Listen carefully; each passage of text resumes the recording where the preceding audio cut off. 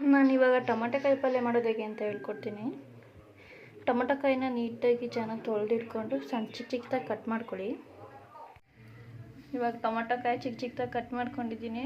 ಇದಕ್ಕೆ 2 ಈರುಳ್ಳಿ ಚಿಕ್ಕದಾಗಿ ಕಟ್ ಮಾಡ್ಕೊಳ್ಳಿ ಮತ್ತು 4 ಹಸಿರು ಮೆಣಸಿನ್ಕಾಯಿ. ಇವಾಗ ಒಗ್ಗರಣೆ ಹಾಕೋಣ.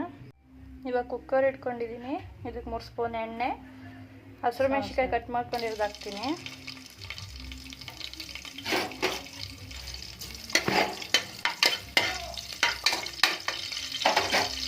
ಇದಕ್ಕೆ ಈರುಳ್ಳಿ ಹಾಕೋಣ ಕಟ್ ಮಾಡ್ಕೊಂಡಿರೋದು.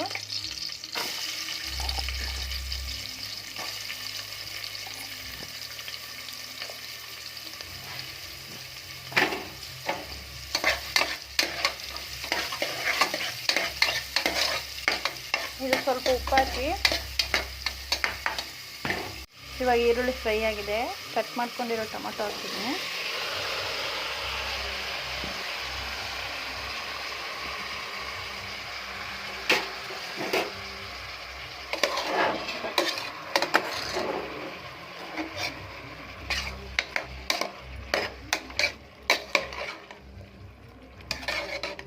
ಇದಕ್ಕೆ 1 ಸ್ಪೂನ್ ಮನೆ ಸಾಂಬಾರು ಪುಡಿ ಹಾಕೋಣ.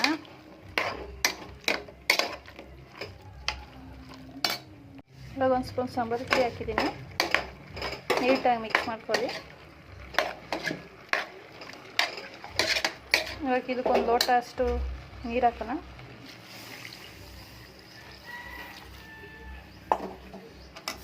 ಇದಕ್ಕೆ ಉಪ್ಪು ಹಾಕ್ಕೊಳ್ಳೋಣ. ಆಮೇಲೆ ಕಾಯಿ ತುರಿ ಹಾಕ್ಕೊಂಡ್ರೆ ಕ್ಲೋಸ್ ಮಾಡಿದರೆ ಆಯಿತು. ಇವಾಗ ಇದಕ್ಕೆ ಕಾಯಿ ತುರಿದಿಟ್ಕೊಂಡಿರೋದು ಹಾಕ್ತಿದ್ದೀನಿ.